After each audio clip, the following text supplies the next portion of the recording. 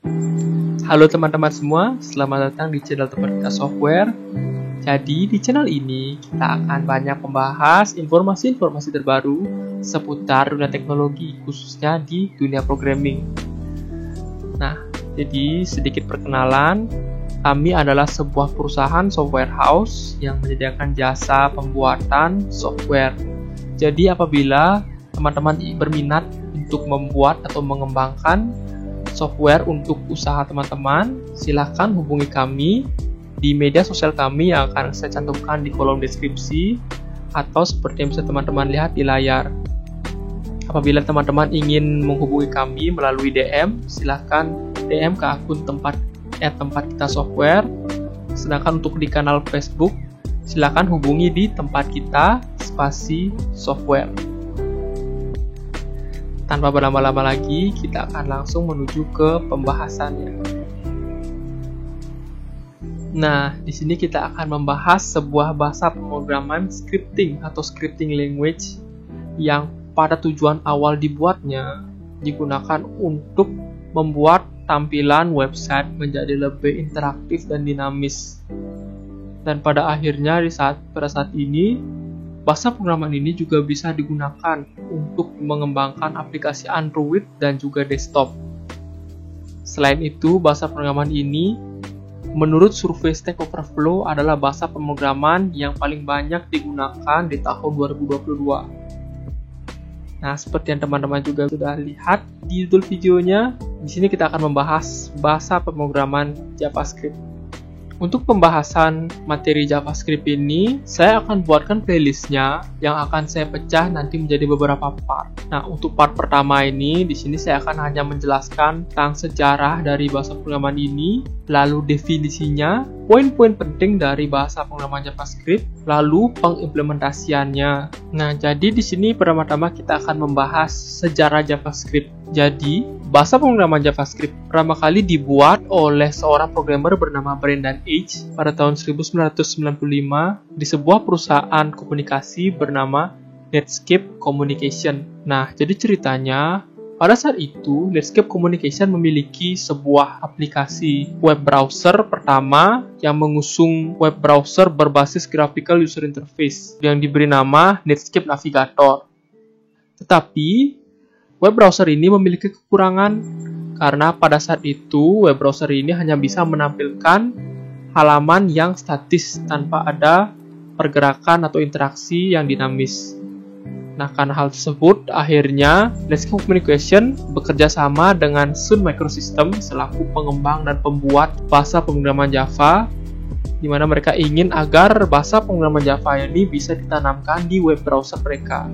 Dan pada saat yang bersamaan juga, Netscape Communication juga meng-hire seorang programmer bernama Brendan Eich ini untuk membuatkan mereka sebuah bahasa pemrograman baru khusus untuk web browser mereka. Nah, dan pada akhirnya Brendan Eich lah yang terpilih untuk membuat sebuah bahasa pemrograman baru untuk web browser mereka. Dan di mana terlahirlah sebuah bahasa pemrograman scripting atau scripting language yang ringan dan memiliki sintaks yang mudah untuk lebih dimengerti daripada bahasa pemrograman Java yang pada awalnya diberi nama Mocha terlebih dahulu dan berubah nama lagi menjadi LiveScript dan pada akhirnya memiliki nama seperti sekarang ini yakni JavaScript. Nah, pada tahun 1997 JavaScript pun akhirnya diajukan oleh Netscape ke ECMA Internasional yang melahirkan sebuah dokumen resmi dari ECMA bernama ECMA 262 yang pada akhirnya melahirkan standarisasi bahasa atau scripting language untuk setiap web browser yang dikenal dengan nama ECMAScript. Nah, jadi ECMAScript ini pada awalnya dirilis dengan nama versi ES1 di tahun 1997 dan sampai sekarang sudah mencapai versi ECMA 2022 yang dirilis tahun 2022. Nah, di sini saya akan tampilkan pengertian atau definisi dari bahasa pemrograman JavaScript ini dari beberapa sumber yang saya dapat di internet. Yang pertama itu dari Wikipedia. Nah, menurut Wikipedia, JavaScript atau disingkat JS adalah suatu bahasa pemrograman tingkat tinggi dan dinamis. Lalu, Menurut MDN, JavaScript itu memiliki pengertian adalah JavaScript is a lightweight, interpreted, or just-in-time compiled programming language with first-class function. Nah, bila saya terjemahkan, bisa teman-teman baca juga di layar. Jadi, JavaScript itu adalah bahasa pemrograman yang ringan, menggunakan interpreter atau dikompilasi secara just-in-time, serta adanya penggunaan first-class function. Nah, dari kedua pengertian tersebut, bisa kita nanti simpulkan poin-poin penting ya dari definisi yang sudah saya bacakan tadi. Nah, yang pertama di sana adalah JavaScript ini bahasa pemrograman tingkat tinggi. Poin pertama, atau high level language. Poin kedua itu bahasa pemrograman yang dinamis atau dynamically typed. Yang ketiga, dijalankan dengan interpreter atau just-in-time compiler. Artinya interpreted or just-in-time compile. Yang keempat, poin keempat, sini menggunakan first class function. Nah, poin-poin ini akan saya jelaskan di slide berikutnya. Untuk poin pertama, bahasa pemrograman tingkat tinggi. Nah, jadi JavaScript ini adalah bahasa pemrograman yang menggunakan penulisan atau sintaks itu yang mendekati bahasa manusia. Di mana seperti teman-teman lihat pada gambar ini, di sini secara sepenuhnya kosakata, di sini teman-teman bisa melihat bahwa hampir sintaks itu hampir mirip seperti bahasa Inggris, mudah dimengerti. Misalnya contoh seperti atribut atau bahasa menggunakan sintaks seperti atribut, tulisan function gitu. Jadi lebih mendekati ke bahasa manusia, sehingga lebih mudah dipahami, diimplementasikan dan diperbaiki. Nah, di sini saya akan jadi contoh bahasa pemrograman tingkat tinggi itu adalah seperti JavaScript, Python, Ruby, dan Java. Oke, poin kedua. Di sini adalah dinamis atau dynamically typed. Nah, artinya bahasa JavaScript ini tipe data pada sebuah variabelnya tidak perlu secara eksplisit didefinisikan. Di mana contohnya di bahasa pemrograman Java, apabila teman-teman ingin mendeklarasikan sebuah variabel itu biasanya teman-teman harus menyertakan tipe datanya. Contoh itu seperti string nama itu sama dengan anggap saja tempat kita seperti itu. Tapi di JavaScript itu tidak perlu, di mana nantinya tipe data akan secara otomatis ditentukan oleh runtime berdasarkan value-nya. Contoh seperti di gambar sini, apabila teman-teman lihat, sini saya mendeklarasikan variabel itu tanpa mencantumkan tipe datanya, di mana nanti apabila saya sudah memberikan variabel ini sebuah value atau sebuah nilai, maka runtime akan menentukan sendiri bahwa tipe datanya adalah integer, atau di JavaScript ada namanya number seperti integer. Nah, contoh bahasa pemrograman yang dinamis seperti ini itu seperti JavaScript dan Python. Nah, untuk Python bisa teman-teman juga lihat sintaksnya di layar. Jadi hampir persis sama di sini tanpa adanya penggunaan tipe data, penulisan tipe data secara eksplisit. Lalu kita menuju ke poin ketiga, di mana ini akan agak sedikit kompleks. Mungkin teman-teman coba search lagi di Google apabila teman-teman mungkin kurang paham dari penjelasan saya. Nah, dijalankan dengan interpreter atau just-in-time compiler. Interpreted or just-in-time compile. Maaf, ini ada saya salah tipe sedikit. Artinya, kode program itu tidak akan langsung dikompilasi menjadi bahasa mesin, melainkan akan diubah menjadi interpretasi baris-baris perintah atau bytecode. Nah, nantinya bytecode ini yang akan dijalankan di sebuah runtime system dengan menggunakan interpreter atau just-in-time compiler. Di sini saya akan memberikan bagan atau alurnya ya, kira-kira seperti ini. Pertama, dari scriptnya, dari source code-nya itu akan dimasukkan ke dalam compiler. Nah, sini saya akan jelaskan bagannya. Lalu di compiler ini dia akan dihasilkan sebuah bytecode file, di mana di bytecode ini berisikan perintah-perintah yang akan dijalankan dalam bentuk yang lebih menyerupai bahasa mesin. Nantinya bytecode inilah yang akan dijalankan di runtime, dan runtime akan menghasilkan kode bahasa mesin atau mesin code yang akan nantinya dieksekusi oleh hardware kita. Ini bentuknya ekstensi seperti .bin dan .exe. Nah, untuk analogi realnya di sini juga saya sudah dapatkan contoh gambar dari internet. Ini analogi eksekusi untuk bahasa pemrograman Java. Jadi bisa teman-teman lihat begini alurnya. Mulai dari source code-nya, compiler, lalu dirubah jadi bytecode, hampir sama seperti penjelasan saya. Lalu dia dirubah apakah ini hotcode. Kalau iya, dia akan jalankan GGIT compiler, kalau tidak di interpreter. Lalu keduanya akan menghasilkan sebuah mesin code yang nantinya akan dieksekusi oleh hardware.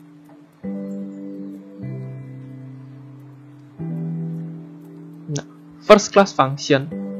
Nah, untuk poin keempat ini, di mana sebuah fungsi di dalam bahasa pemrograman JavaScript ini dapat didefinisikan seperti variabel dan istilahnya di-treat juga seperti variabel pada umumnya. Ini contohnya bisa teman-teman lihat di gambar yang saya cantumkan di layar. Nah, di sini sebuah function itu bisa didefinisikan seperti variabel.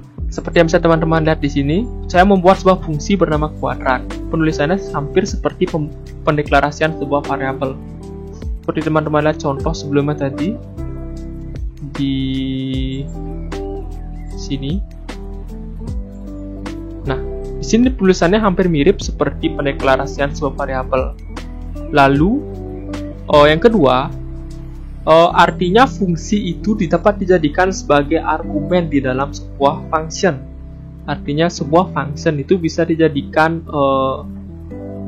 argumen atau inputan di sebuah fungsi. Contohnya seperti ini. Di sini saya menggunakan higher order function bernama map, di mana di sini saya mempassing sebuah argumen, yakni fungsi kuadrat yang sudah saya buat tadi.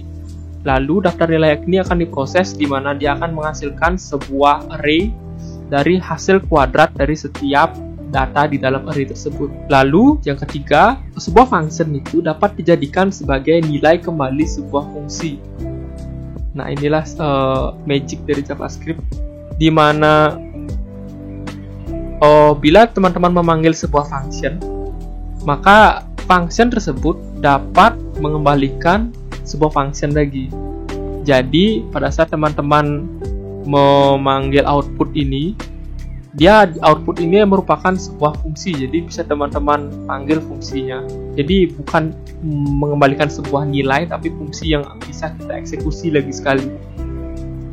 Jadi setiap contoh ini tuh nanti ada fungsinya ke depannya untuk sebuah kondisi tertentu. Jadi sini saya tidak bisa mencontohkannya, jadi contoh sederhananya mungkin seperti ini. Tapi ada beberapa yang mungkin tidak masuk akal, contohnya seperti di nilai kembali ini. Mungkin akan ada case yang cocok untuk ini, tapi kira-kira contohnya seperti ini saja. Semoga teman-teman paham ya. Nah, sekarang kita akan membahas tentang pengimplementasian dari bahasa JavaScript ini. Memang pada awalnya bahasa JavaScript ini dibuat untuk membuat web browser itu menjadi lebih interaktif, di mana JavaScript ini hanya berjalan di browser saja, khususnya di sisi client side-nya. Tetapi karena perkembangan teknologi serta kemudahan dari bahasa JavaScript ini, pada tahun 2009 muncullah sebuah aplikasi runtime JavaScript yang dibuat oleh seorang programmer asal Amerika Serikat bernama Ryan Dahl pada tahun 2009, di mana aplikasi ini adalah aplikasi runtime JavaScript yang dibangun di atas mesin Chrome, yakni V8, di mana karena munculnya Node.js ini, jadi JavaScript itu juga akhirnya bisa dijalankan di sisi server, di mana Node.js ini memiliki tujuan agar JavaScript bisa dijalankan di luar web browser. Seiring berkembangnya teknologi karena juga kemudahan dan kelengkapan dari JavaScript ini, seperti bisa teman-teman lihat, JavaScript ini sudah bisa digunakan sebagai paket lengkap apabila teman-teman ingin mendevelop sebuah aplikasi, di mana teman-teman hanya perlu mempelajari satu bahasa pemrograman saja. Teman-teman sudah bisa membuat aplikasi di sisi front end dan back end ya. Contoh dari framework client side atau front end-nya seperti AngularJS, Vue.js, dan React.js. Sedangkan untuk di sisi server side-nya atau di sisi back end-nya ada framework Node.js yang bernama Express.js. Karena powerful-nya bahasa JavaScript ini serta dukungan teknologi, framework, dan tools dan dukungan dari komunitas yang sudah sangat besar, nah para developer pun mulai kembali mengembangkan dan bereksperimen untuk membuat bahasa JavaScript ini menjadi lebih powerful lagi. Sehingga pada saat ini JavaScript sudah bisa digunakan untuk juga membuat aplikasi Android dan juga aplikasi desktop.